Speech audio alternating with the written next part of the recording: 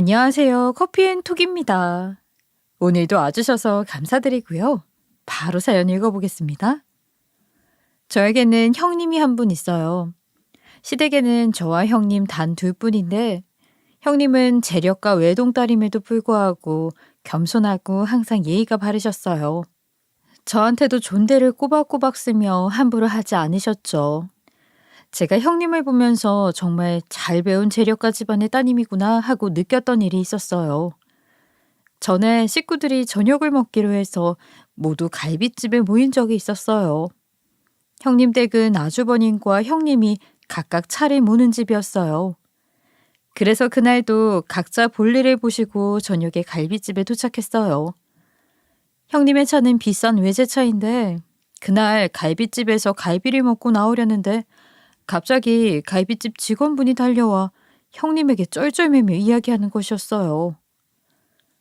손님, 외제차 끌고 오신 분 맞죠? 이를 어쩌죠?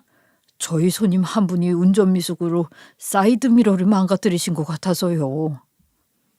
그 이야기를 듣고 나와보니 형님의 외제차 옆에는 노부부가 서 있었어요. 그분들은 형님을 보자마자 어쩔 줄 몰라 하면서 사죄를 하셨어요. 저희가 나이가 많다 보니 밤눈이 어두워서 운전을 하다가 사이드미러를 치고 말았어요. 정말 죄송합니다. 유리가 깨졌는데 이건 변상토록 하겠습니다.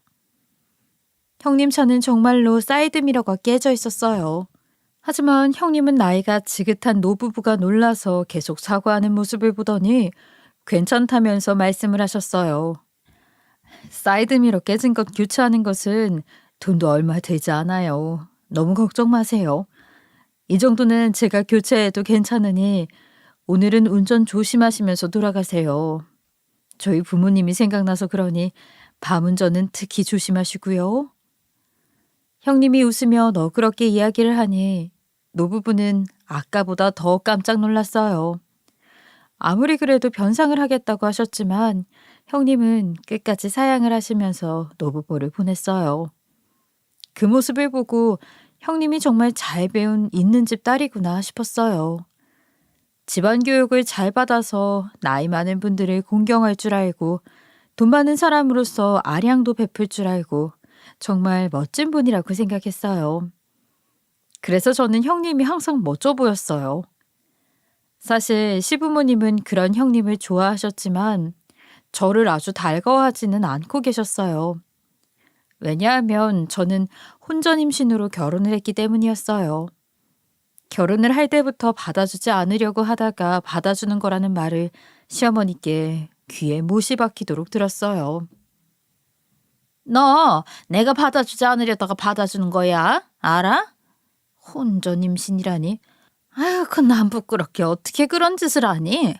결혼을 했다고 무조건 좋아 보이는 게 아니라는 거 알아더라. 못마땅하지만 받아주는 거야. 그러니까 잘해. 시어머니와 시누이는 결혼 후에도 저를 좀 차별 대우했어요. 항상 제가 무엇을 하든 못마땅한 시선으로 바라보았고 그래서 저도 시댁 식구들과 잘 어울리지는 못했어요. 그런데 이런 상황에서 저의 손을 유일하게 잡아준 사람이 형님이었어요. 시댁에 명절 선물을 들고 가도 시어머니와 시누이는 좋은 소리 한 번을 잘 안 했는데 형님만이 저에게 이렇게 친절하게 말을 해줬어요. 어머, 이거 떡갈비 아냐? 나 이거 엄청 좋아하는데. 어머니, 이거 이따 저녁 때 먹어요. 여기에서 나온 떡갈비가 요새 유행이더라고요. 맛있다고 소문이 자자해요. 고마워, 동서. 시어머니와 시누이는 형님네가 가져온 선물보다 싼 것이라든가 하는 말을 하면서 별로 좋아하지 않아도 형님만은 언제나 제 편이 되어주었어요. 그러니 제가 형님을 좋아할 수밖에 없었죠. 형님도 저를 친구처럼 생각해서 종종 저를 데리고 좋은 곳에 가서 식사를 하거나 별일 없어도 좋은 옷을 사주거나 하기도 했어요. 외동딸이라 자매가 있었으면 했다면서 저를 좋아했죠. 시어머니와 시누이는 형님이 저에게 잘해주니까 은근히 샘을 냈어요. 본인들에게도 저에게 하는 것처럼 물질적으로 베풀었으면 하는 것이었겠죠. 그래서인지 한 번은 제가 시댁에 갔을 때 괜히 이렇게 꼬투리를 잡은 적도 있었어요. 아니, 첫째 며느리. 아니, 너는 둘째 얘가 그렇게 좋니? 뭐가 그렇게 좋아? 얘가 가진 게 있니? 예쁘기라도 하니? 대접받아야 할 사람은 너인데 네가 얘를 대접해주고 있으니 참 웃긴다. 얘, 너는 참 복이 터졌다. 좋은 형님 만나서. 아이 참 어머니도 동서가 얼마나 착한데요. 항상 저한테 연락해서 안부도 묻고 좋은 거 생기면 나눠주고 항상 그러잖아요. 동서가 저한테만 그러는 것도 아니고 항상 어머니한테도 그러잖아요. 그러니까 제가 동서가 예쁠 수밖에 없죠. 저는 동서가 저를 충분히 대접해주고 있다고 생각하는 걸요. 이렇게 시어머니와 시누이가 저에 대해 꼬투리를 잡아도 유일하게 제 방패막이 되어주는 사람은 남편도 누구도 아닌 형님뿐이었어요. 저는 그래서 형님과 친자매처럼 지냈고 형님도 그런 저를 참 좋아해 줬어요. 얼마 후 저는 연년생으로 또 아이를 출산하였어요. 둘째는 건강하고 귀여웠어요. 형님도 저의 출산을 진심으로 축하해 주었죠. 제가 아이를 낳고 잘 키우면서 사니까 시어머니도 점차 그 후로 별다른 타박을 하진 않으셨어요. 아무래도 매일같이 저를 보면서 계속 미워하는 것도 힘들고 손주들이 예쁘니까 그러시는 것 같았어요. 다행이라는 생각을 했죠. 하지만 그래도 가끔 저에게 틱틱대는 말은 하셨어요. 제가 집안일을 할 때 괜히 꼬투리를 잡기도 하고요. 근데 우리 부부보다 3년이나 먼저 결혼을 한 형님과 아주버님에겐 아직까지도 아이 소식이 없었어요.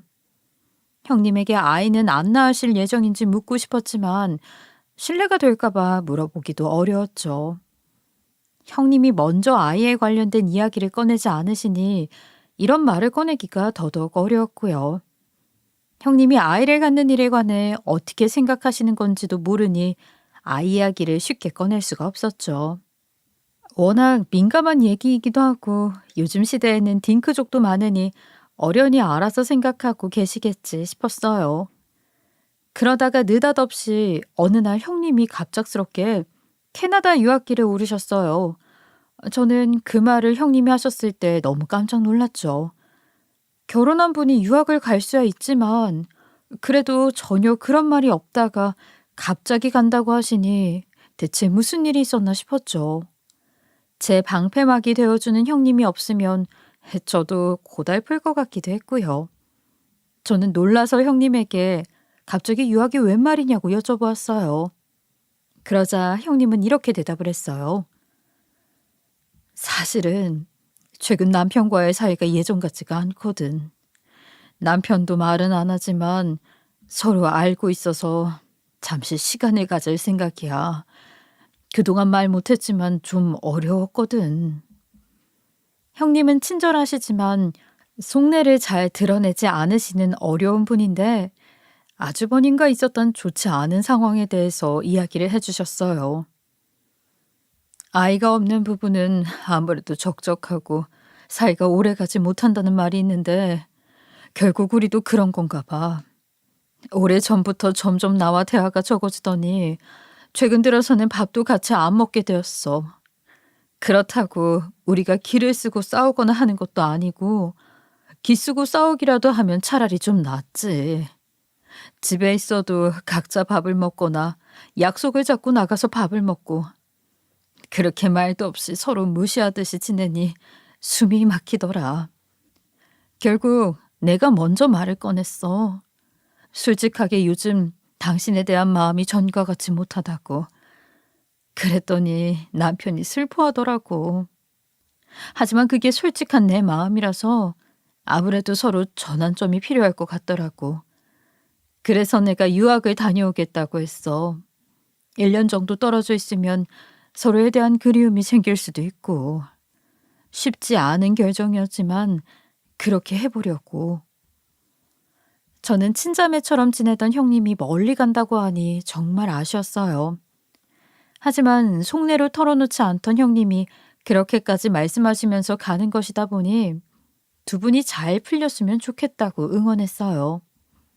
그렇게 형님은 1년여간 나갔다 돌아오겠다며 캐나다로 떠났어요. 형님이 없으니 시어머니는 아쉬워하기보다 시댁이 완전히 자기 세상이 된 양 기세를 펼쳤어요. 그래서 저를 무척이나 부려먹기 시작했죠. 예전에는 형님 눈치라도 보면서 고상한 척 하셨지만 이제는 그럴 형님도 없어졌으니 막무가내였어요. 시댁 행사가 있어서 시댁으로 가면 시어머니는 이런 말씀을 하셨어요. 아, 너는 어딜 따라가려고 그래? 우리는 요 앞에 카페에 다녀올 테니까 너는 저녁 먹을 거 준비하고 있어야지. 그동안은 아주 좋았지? 돈 많은 형님이 네 편 들어주니까. 이제 네 편 들어줄 사람 없다. 네가 알아서 잘해. 우리 나갔다 올 테니까 저녁 준비 다 되면 따라오든가. 시어머니는 이렇게 대놓고 저를 못살게 굴기 시작했어요. 저는 형님이 참 그립고 보고 싶기까지 했어요. 시댁의 괴롭힘을 잔뜩 받은 날은 형님에게 괜시리 연락을 해보기도 했죠. 하지만 형님은 연락이 닿지 않았어요. 톡을 보내두어도 읽지도 않고 씹고 전화도 물론 받지도 않았죠. 해외로 넘어가면서 핸드폰 번호가 바뀐 것인지 몰라도 연락을 몇 번이나 해도 연락이 되지 않았어요. 그래서 저는 아주버님에게 형님이 어떻게 지내고 계신지 여쭤보았어요. 연락도 안 되고 하니 걱정도 되고 그립기도 하다면서요. 그럴 때마다 아주버님은 형님이 잘 지내고 있다고 매번 말씀을 하실 뿐 별다른 말은 없으셨어요. 하긴 서로 사이가 좋지 않아 1년이나 떨어져 있기로 한 부부인데 제가 아주버님에게 형님에 관해 자꾸 물어보는 것도 좋지 않겠다 싶었어요. 그래서 저는 형님이 잘 지내겠거니 생각하면서 시댁의 못된 괴롭힘을 서럽게 참을 수밖에 없었어요. 그렇게 1년 정도 지나갈 무렵 남편이 새벽에 지방 출장을 가게 되어 일찌감치 일어나 남편을 배웅한 날이 있었어요. 남편을 배웅해주고 있는데 아니 우리 집 앞에 누군가 서 있는 겁니다. 그 여자를 보고 기겁을 하는 줄 알았죠. 바로 유학을 갔던 형님이 서 있는 것이 아니겠어요? 그것도 배가 남산만하게 부른 채 말이죠. 저는 너무나 깜짝 놀랐지만 다행인지 불행인지 남편은 그런 형님을 못 알아보고 급하게 차에 올라탔어요. 저는 남편에게 말을 해야 하나 싶었지만 아주버님을 만나지도 않았는데 만삭이 된 채 나타난 형님을 보고 직감적으로 보통 일은 아니겠구나 싶었죠. 그래서 일단 제가 이야기를 들어볼 요량으로 남편을 얼른 배웅했어요. 남편이 가고서 만삭인 형님을 다시 보고 나자 저만 그 모습을 본 것이 참 다행이구나 싶기도 했어요. 저는 놀란 채 형님에게 물어보았어요. 형님, 어떻게 여기에 계세요? 그리고 그 배는 만삭이신 거예요? 임신을 언제 하셨어요? 죄송하지만 아주버님의 아이 맞죠? 유학을 1년이나 갔다 오셨으니 제가 물어볼 수밖에 없네요. 이해해 주세요, 형님.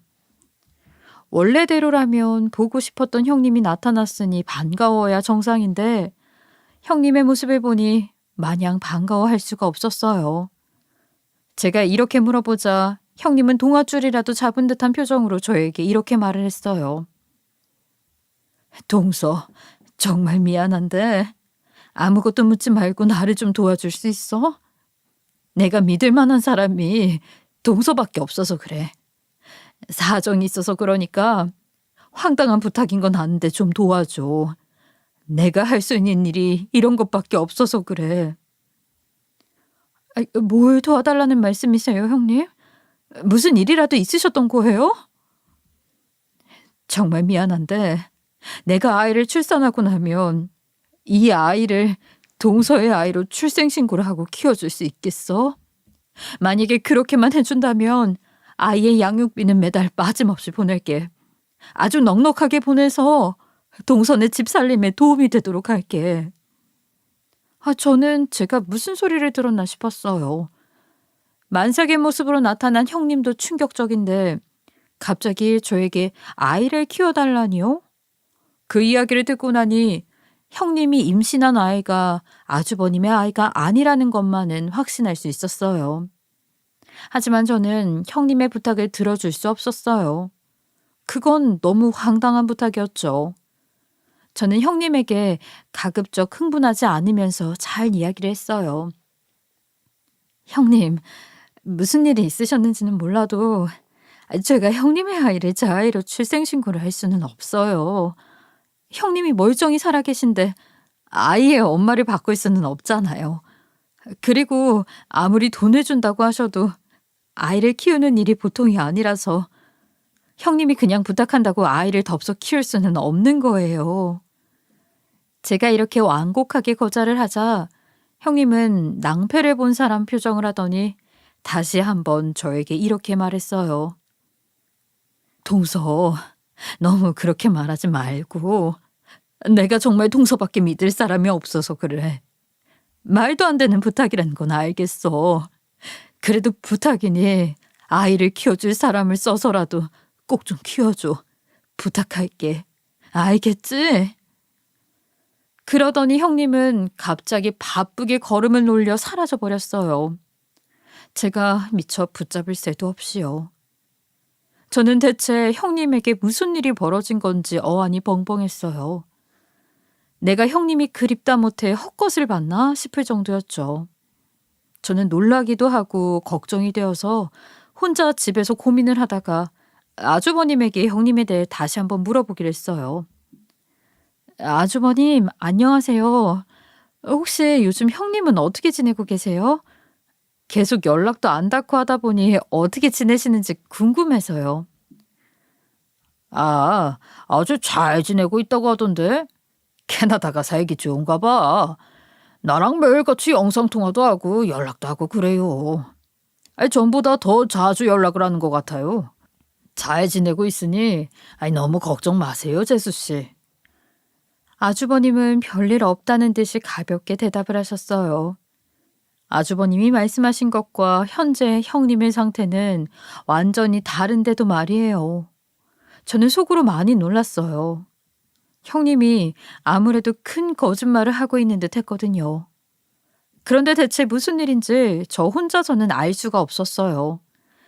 아무리 봐도 누군가와 불륜을 저지른 것은 확실한데 캐나다에 1년 가 있는 동안 그런 것인지 아니면 애초에 캐나다로 떠난 것이 아니었는지 알 수가 없었죠. 형님은 저를 찾아와 그런 폭탄과 같은 부탁을 하고서 여전히 연락을 받지 않았거든요. 저는 이것을 남편에게도 섣불리 말을 하지 못하고 혼자 의아해하면서 지냈어요. 그러다가 일단은 좀 더 기다려보기로 했어요.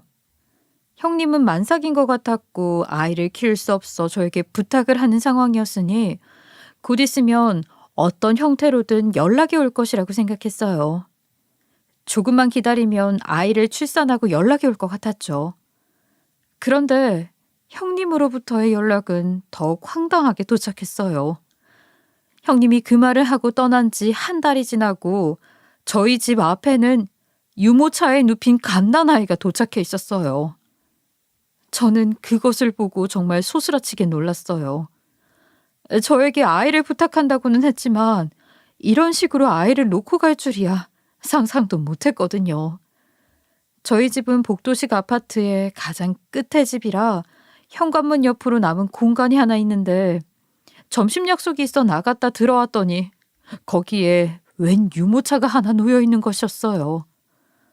저는 누가 버릴 유모차를 두고 갔나 싶어 보았는데 너무 값비싼 새 유모차인 것이었어요. 이상해서 유모차 안에 들여다보니 갓 태어난 아이가 새근새근 잠을 자고 있었어요. 저는 너무나 깜짝 놀라 복도에서 혼자 소리를 질렀어요. 급히 아이를 안아 확인해 보니 아이는 건강한 것 같았어요. 저는 일단 아이를 보살펴야겠다는 생각에 집으로 데리고 들어왔죠. 저는 아이를 보고 형님이 두고 간 아이라는 것을 바로 눈치챌 수 있었어요. 그날 저희 집은 난리도 아니었죠.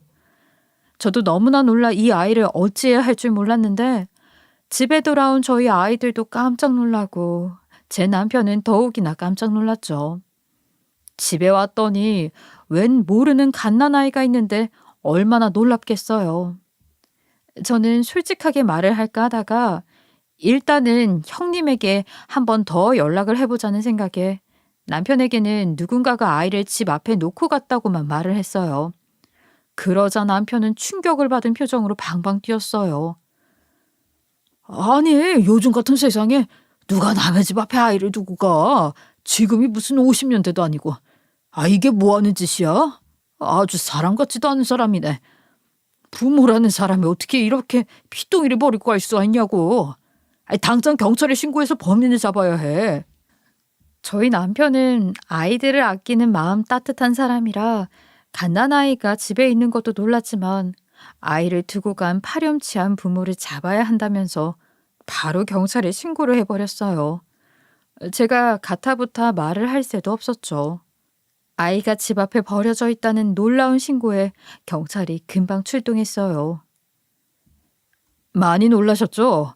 일단 아이의 부모는 저희가 추적해 보겠습니다. 요새는 CCTV가 잘 되어 있으니 바로 잡을 수 있을 겁니다. 너무 걱정 마세요. 그동안 아이는 보호기관에 맡기도록 하겠습니다. 지금 바로 데려가 맡길 예정이니 저희가 데려가도록 할게요. 그러면서 경찰은 아이를 데려가려고 했어요. 남편은 순순히 경찰에게 넘겨주려고 했지만 형님의 아이라는 것을 아는 저는 그럴 수가 없었죠. 저는 망설이고 망설이다가 어쩔 수 없이 경찰과 남편에게 사실대로 말을 했어요. 저 사실은 이 아이는 아무래도 저희 형님의 아이인 것 같아요. 제 말을 듣고 남편은 갓난아이를 봤을 때보다 더 눈을 크게 뜨면서 입을 떡 벌렸어요. 너무 놀라 말문이 막혀 말이 나오지 않는 것 같았죠. 저도 남편이 놀랄 수 있다는 생각이 들어 아무 말도 못하다가 아이들을 방에 들여보내고 천천히 설명을 했어요. 실은 저번 달에 만삭인 형님이 저희 집 앞에 찾아오셨어요. 형님은 캐나다로 1년간 유학을 갔다고 했는데 유학을 간 것이 아니라 뭔가 임신 때문에 어딘가에 숨어 있었던 것 같아요. 그날 찾아오더니 저에게 제 아이를 출생신고하고 키워줄 수 있냐고 했어요. 너무 황당한 부탁이라 저는 당연히 거절을 했지만 형님이 막무가내로 부탁을 하더니 사라져 버렸거든요. 그러더니 오늘 정말로 갓난아이가 유모차에 담겨서 우리 집 앞에 있었던 거예요. 남편은 이마를 짚고 자리에 주저앉았어요.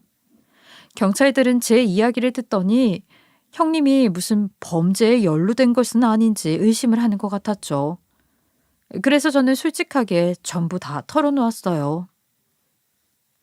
형님이 거의 실종이 된 것이나 다름이 없는데 실은 형님이 오래전부터 아주버님과 사이가 좋지 않았거든요. 그래서 캐나다로 1년 유학을 간다고 했던 거고요.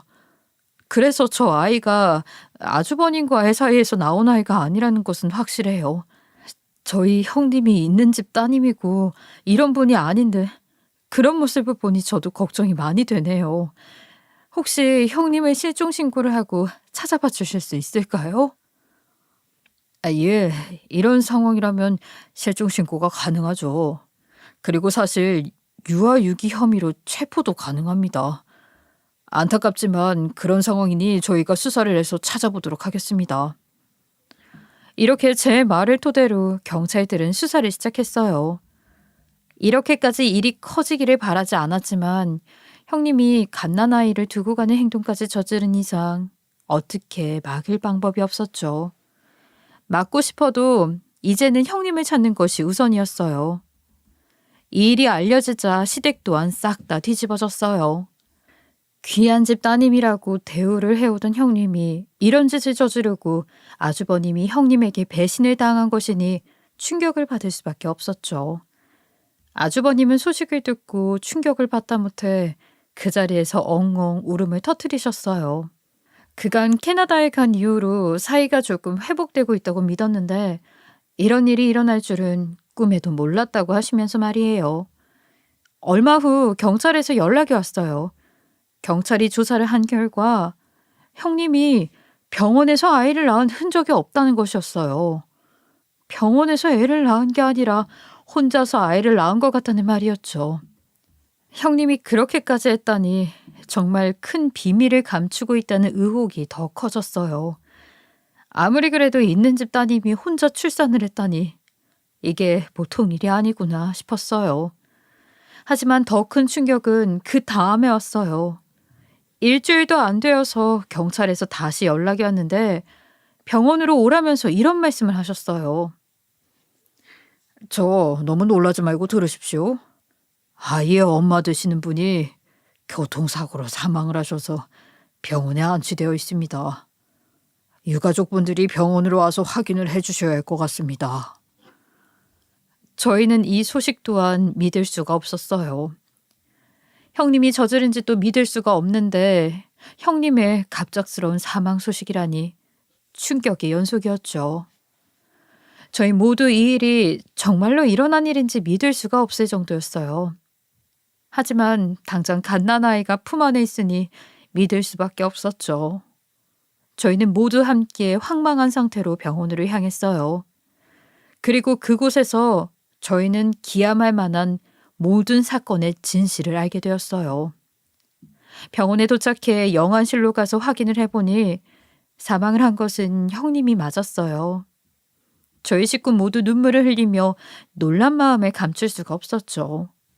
게다가 형님이 이렇게 된 이유를 모르다 보니 마음껏 슬퍼만 할 수도 없었어요. 그저 당황스럽고 의아한 생각만 머릿속에 떠올랐어요. 그러고 있는데 아주 침통한 표정을 한 나이든 아주머니가 저희에게 다가오셨어요. 침통하다고만 할 수 없는 여러 가지 복합적인 표정을 하고 계셨는데 저는 그분의 표정에서 분노와 슬픔과 체념 등 온갖 감정을 읽을 수 있었어요. 저희가 주저앉아 울고 있는 아주버님을 챙기고 있는데 그 아주머니가 다가오셔서 저희에게 말을 거셨어요. 안녕하세요. 어미 되는 사람입니다. 오랜만에 인사드립니다, 사돈. 그 말에 아주버님과 시부모님이 돌아보고 사돈을 알아보았어요. 그분은 형님의 친정어머니였어요. 아주버님과 시부모님의 반응을 보니 형님의 친정어머님, 즉 사돈과 그다지 왕래를 하던 사이는 아닌 것 같았어요. 엄청 오랜만에 만난 듯한 반응이 역력했죠. 그런 시댁 식구들을 보면서 형님의 친정어머니는 천천히 입을 떼었어요. 그동안 찾아뵙지 못했죠. 하지만 모두 사정이 있었습니다. 사돈댁에 쉽게 말할 수가 없는 저에게도 너무나 충격적이고 받아들이기 힘든 사건이라. 하지만 저 여자가 죽었으니 그동안 말하지 못했던 저희 집안 이야기를 들려드려야 할 것 같아요. 그래야 사돈댁도 마음 추스리실 수 있을 것 같고요. 저는 제가 잘못 들었나 했어요. 형님의 친정어머님은 형님을 딸이 아닌 저 여자라고 불렀어요. 생각해보니 딸을 잃은 사람치고는 너무 침착하기도 했고 눈물 한 방울 흘리지 않고 있었고요. 역시 무엇인가 얽힌 일이 있는데 보통의 일은 아니구나 싶었죠. 저희는 모두 진정을 하고 병원 로비에 둘러앉아 대화를 시작했어요. 형님의 친정어머니는 사건의 처음부터 이야기를 했죠. 사실 제 딸은 친딸이 아니라 입양을 한 입양아입니다. 저희 부부에게는 오래 아이가 없었거든요. 그런데 저희가 나이가 많다 보니 너무 어린 아이를 입양해서 키울 자신이 없었어요. 그래서 고민을 했는데 입양 기관을 통해 갓 20살이 넘은 아이를 알게 되었어요. 입양해주는 사람이 없어 보육원에서는 성인이 되었는데 대학을 가고 싶어도 등록금이 없고 일을 하려고 해도 당장 취직이 어려워 힘들어하는 아이였죠. 그 아이와 저희가 인연이 되어 저희는 20살이 다 넘은 성인 아이를 입양하게 되었어요. 그때는 그 아이를 입양하면 친구처럼 자식처럼 때론 반려자처럼 함께 늙으며 살아갈 수 있을 것이라고 생각했어요. 하지만 현실은 전혀 달랐죠. 제가 이 사실을 알게 된 것이 벌써 1년이 되었는데, 잠시만요. 말을 하다 말고 형님의 친정 어머니는 눈물을 흘리기 시작했어요. 감정이 복받치는지 말을 쉽게 잇지 못하고 연신 흐르는 눈물을 휴지로 닦아냈죠. 저희는 사돈어른을 토닥거리며 위로를 해드리고 기다렸어요. 그렇게 어느 정도 시간이 지난 뒤 마음을 굳게 먹은 표정으로 형님의 친정 어머니는 충격적인 한마디를 내뱉었어요. 그런데 저 여자는 입양을 해준 제 남편과 사랑에 빠진 것이었어요. 그 한마디를 하고 형님의 친정어머니는 통곡을 하기 시작했어요. 저희는 너무 놀라서 눈을 동그랗게 뜨고 다들 서로의 얼굴을 쳐다보았어요. 사돈어른이 통곡을 하고 있었지만 너무 놀라서 위로할 생각도 못할 정도였죠. 지금 우리가 무슨 소리를 들은 것인지 더욱 믿을 수가 없었어요. 특히 아주버님은 자기 머리를 쥐어뜯는 듯 하더니 모든 것을 포기한 듯한 얼굴로 얼굴이 벌개진 채 가만히 앉아 있었어요. 조금 후 진정을 한 사돈어른은 이야기를 계속했어요. 네, 처음에는 그저 부녀 사이가 워낙 좋은가 보다 했어요. 그래서 뿌듯하게 생각하기도 했죠. 입양하기를 잘했다고 말이에요. 지금 생각해보면 거의 연인에 가까운 행동을 할 때도 그때 당시는 의심도 못하고 영락없이 좋은 부녀 관계구나 생각을 했어요. 그 이상의 관계로는 상상조차 해보지 못했으니까요. 하지만 1년 전 둘의 사이가 서로 사랑하는 사이라는 것을 알게 되었어요. 처음에는 남편의 서재에서 딸과 찍은 사진을 보았어요. 둘이서 해외에 놀러 갔을 때 찍은 사진을 인화해서 서재 책상의 서랍 속에 남편이 넣어둔 것이었죠. 맨 아래에 숨겨둔 것들을 제가 도장을 찾다가 보게 되었는데 거기에는 둘이서 호화로운 호텔에서 끌어안거나 볼을 맞추면서 찍은 사진들이 있었어요. 저는 그것을 보고 충격에 빠졌죠. 그 사진을 보면서도 부녀 관계일 거라고 믿고 싶었어요. 하지만 사진에서는 절대 부녀 관계에서 찍을 수 없는 사진들도 많이 있었어요.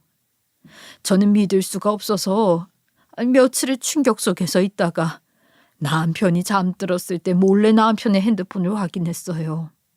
그리고 거기에서 딸과 주고받은 메시지들을 보았고 두 사람이 확실히 연인 관계라는 것을 알게 되었어요.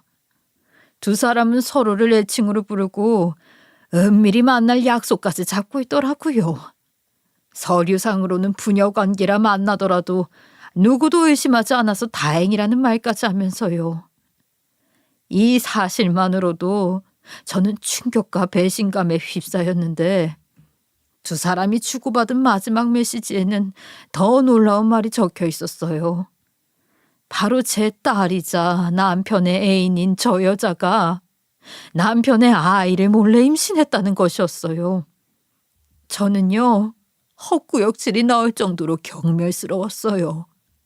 게다가 두 사람이 그런 짓을 딸이 결혼을 한 후에도 이어왔다는 것이어서 이 부도덕한 짓을 어떻게 처단하고 시댁이 사죄를 해야 할지 감도 오지 않았죠. 그래서 저는 당장 남편을 불러 남편 앞에 핸드폰 메시지와 사진을 던졌어요. 남편은 그것을 보고 올 것이 왔다는 표정을 했고 그 표정을 보고 더 화가 났어요.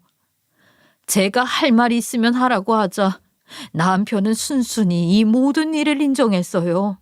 심지어 저 여자가 임신을 한 것까지요. 부정을 하는 것도 아니고 순순히 인정을 하자 얼마나 더 화가 나던지. 저는 너무 화가 나서 눈물까지 흘리며 설명을 해보라고 했어요. 사돈의 이 이야기까지만 들어도 너무 충격적이어서 저는 구토가 나올 것 같았어요. 몇 번이나 헛구역질을 하면서 입을 막고 있자 형님의 어머니께서는 저를 애처로운 눈으로 바라보시는 겁니다. 그 눈빛이 마치 당신도 이 정도인데 나는 얼마나 충격을 받았을지 상상이 되시나요? 라고 말한 것 같았어요. 그리고 다시 말을 이어가더라고요. 남편 말로는 초반에 서로에게 끌렸을 때는 마음을 부정하고 나를 결혼까지 시키게 되었지만 곧 마음 정리를 하지 못했다고 했어요. 그래서 결국 이 사달이 나고 말았고 임신까지 시키고 말았다는 것이었어요.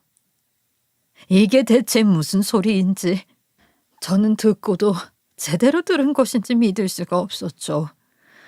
저는 남편에게 고함을 지르며 화를 냈어요. 하지만 이미 벌어진 일은 돌이킬 수가 없었고 상처를 받는 것은 고스란히 저였죠. 제가 사실을 모두 알게 되자 저 여자는 캐나다를 떠난다고 거짓말을 했어요. 하지만 출산을 할 것이라는 걸 알았죠. 캐나다에 갔다는 말도 믿을 수가 없었어요. 그래서 제가 그 여자가 숨은 곳을 찾아냈고 역시 캐나다가 아닌 국내에 있었어요.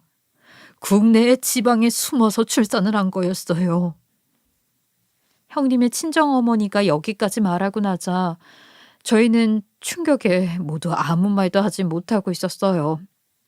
그러다가 아주버님이 숨을 돌리려는 듯이 힘겹게 일어나셨는데 일어나자마자 그 자리에서 쓰러져 기절을 하셨어요. 저희는 아주버님에게 달려들어 아주버님을 부축해 얼른 병원 침상으로 옮겨갔어요.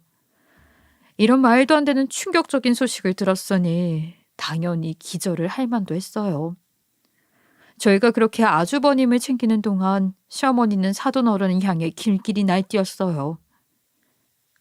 이게 무슨 말도 안 되는 소리예요. 그럼 남편분은 어디 갔어요? 그 파렴치한 남편 놈은 어디 갔냐고. 여기 와서 납작 엎드려 빌어도 용서가 안 될 판에 본인은 안 오고 혼자만 오신 거예요? 이런 게 어디 있어, 이런 게. 어떻게 이렇게 사람 같지도 않은 사람들이 있냐고. 그동안 부잣집 딸이라고 오냐 했는데 이거 완전히 도라이 집안이었네. 시어머니가 길길이 날뛰어도 사돈어른이 어떻게 할 방법은 없었어요.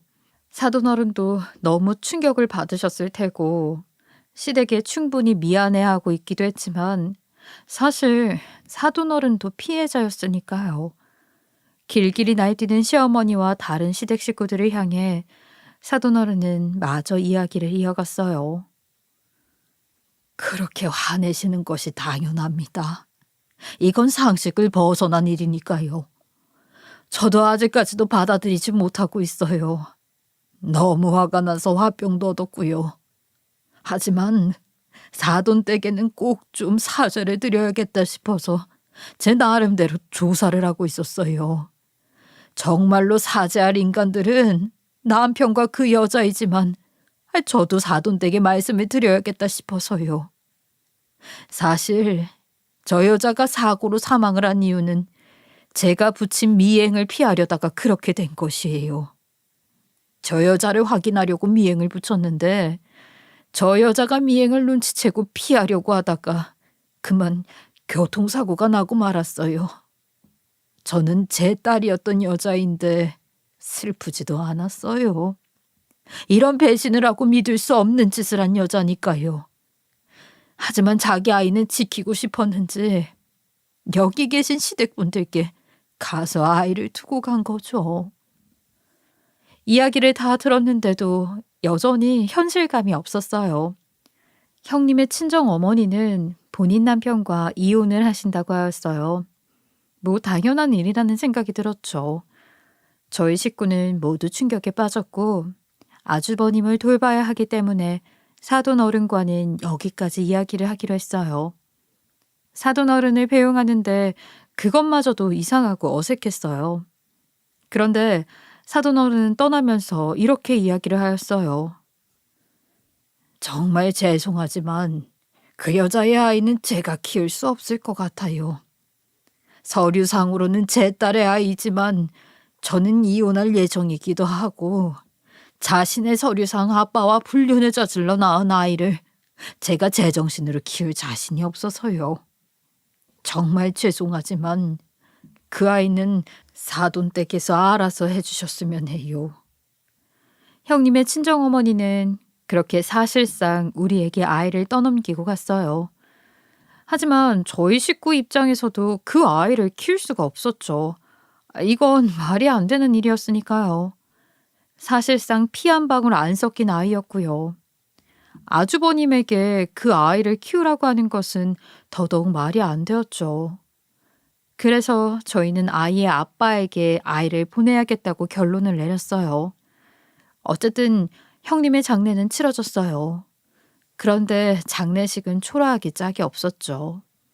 가족 중 아무도 형님의 장례식에 가려고 하지 않았으니까요.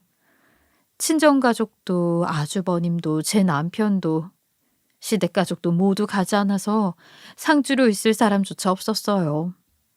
그래도 예정을 생각해서 저 혼자 장례식장에 들렀어요. 성의를 다해 명복을 빌 수 있는 마음은 아니었지만 그래도 죽은 사람에 대한 예의 정도는 차리려고 갔죠. 그런데 장례식장은 무용고자 장례식이나 다름이 없었어요. 아주 작은 장례식장에서 아주 필요한 채소로만 차려진 장례였고 찾아오는 사람은 정말 아무도 없었죠. 사람이라면, 인간이라면 그런 짓을 하면 안 되는데 어떻게 그런 짓을 했는지 하늘나라에 간 형님에게 묻고 따져보고 싶었어요. 저 또한 형님에게 배신을 당한 기분이었죠. 형님, 하늘나라는 어때요? 그런데 그렇게 친절하고 착하던 분이 왜 그런 짓을 하셨어요? 그런 기분이 들었어도 그러면 안 되는 거잖아요. 형님은, 아주버님은 물론이고 양어머니와 시댁 식구들 모두를 배신한 거예요. 그리고 저도 얼마나 배신당한 기분인지 몰라요. 저한테 잘해주셔서 정말 친언니처럼 따랐는데 저한테 아주버님과 사이가 안 좋다고 그래서 캐나다에 가는 거라고 하더니 그것도 다 거짓말이었네요. 평소에 속내를 잘 안 털어놓는 건 이런 사정이 있어서 그랬던 거예요. 사실요, 정말 혐오스러워요. 징그럽고요. 형님의 마지막 부탁은 들어줄 수 없겠어요. 아이는 아빠 되는 사람에게 보낼 거예요. 돈이 많은 분이니 아이는 잘 크겠죠. 이혼 위자료를 너무 많이 뜯기지 않는다면요. 어쨌든 형님, 거기에서 잘 지내세요. 저는 형님에게 다소 차가운 마지막 인사를 하고 돌아섰어요. 이 모든 일이 사실인지 아직도 믿기 어려웠어요. 형님의 장례식 이후 아주버님은 완전히 폐인이 되어서 집 안에서 틀어박혀 버렸어요. 사실 저 같아도 그럴 것 같아서 아주버님에게 집 밖으로 나오시라고 쉽게 권할 수가 없었어요. 아주버님의 마음이 조금이라도 회복을 하기를 기다리는 것이 좋겠다고 생각을 했죠. 그러나 정말 환장한 일은 시어머니가 내뱉었어요. 그로부터 며칠 뒤 아이를 친아빠에게 보내려고 준비를 하고 있는데 글쎄 시어머니가 저에게 찾아와 이렇게 말씀하시는 것이었어요. 예, 둘째야. 근데 잘 생각해보니 그 아이 네가 키워도 되지 않겠니? 그 아이 아빠가 엄청난 재력가잖아. 그러면 앞으로 계속 돈을 뜯어낼 수도 있는 거야. 양육비가 많이 든다고 하면 되지. 그 뜯어낸 돈으로 우리 손주들도 가르치고 가끔 나한테 용돈도 주고 어차피 아이 키우는 거 하나 더 키우고 돈 많이 받아도 괜찮지 않겠어? 예, 이런 꿀이 어딨어? 저는 정말 어이가 없었어요. 시어머니는 돈 욕심이 덕지덕지 들러붙은 눈빛으로 이런 망발을 하고 있는데 입양을 시켜준 사람과 불륜을 저지른 형님 못지않게 행동을 하시는 겁니다. 저는 비정상적인 상식 밖의 말을 하는 시어머니에게 처음으로 큰 소리를 지르며 화를 냈어요. 어머니, 그게 무슨 소리세요 정말? 아무리 돈이 좋아도 그렇지. 아주버님이 저렇게 폐인이 되어서 집 밖으로 나오지도 못하고 있는데 어떻게 그런 말을 하실 수 있으세요? 어머니 아들한테 뒤통수 친 여자의 아이를 저보고 키우라는 게 말이나 돼요? 제가 그런 짓을 할 것 같냐고요. 저는 이 미친 판에 절대 끼지 않을 거예요. 어머니도 이 이상 사람 같지 않은 짓 할 생각하지 마세요, 제발. 이미 완전히 엉망진창이고 이 이상한 사람들이 한 짓은 아이를 보내서 마무리 지을 거예요. 마무리라고 해도 마무리도 아니잖아요. 불쌍한 아주버님은 어떡해요. 제발 정신 좀 차리세요, 어머니. 아무리 그래도 그런 짓 하는 거 아니에요. 제가 처음으로 소리를 고래고래 지르며 말하자 시어머니도 조금은 놀랐는지 입을 꾹 다물고 가버렸어요. 저는 이 불쌍한 아이를 그래도 친아빠에게 보내기로 했어요. 이 모든 일이 제 시댁에서 일어났다는 사실을 저는 지금도 믿기 어려울 정도예요. 가끔 세상에는 사람의 탈을 쓴 사람이 아닌 자들이 있다는 생각이 들 정도니까요. 지금은 그저 아이들을 사랑하고 저를 사랑해주는 남편에게 고마울 뿐이에요. 이 충격을 수습하려면 오랜 시간이 필요하겠지만 아주버님과 함께 극복해 나가려고 해요. 이런 충격적인 일이 세상에 정말로 일어난다는 사실이 놀라울 따름입니다. 제 이야기 들어주신 분들도 놀라셨을 것 같아요. 마음 진정하시고 여러분들의 댁에는 항상 평안만 가득하시길 바랄게요. 제 사연 들어주셔서 감사합니다. 이 더러운 일을 잊기 위해 저는 앞으로도 무던히 노력할 예정입니다. 지금까지 커피앤톡이었습니다. 오늘도 끝까지 함께 해주셔서 감사하고요. 다음 영상으로 또 찾아뵙겠습니다.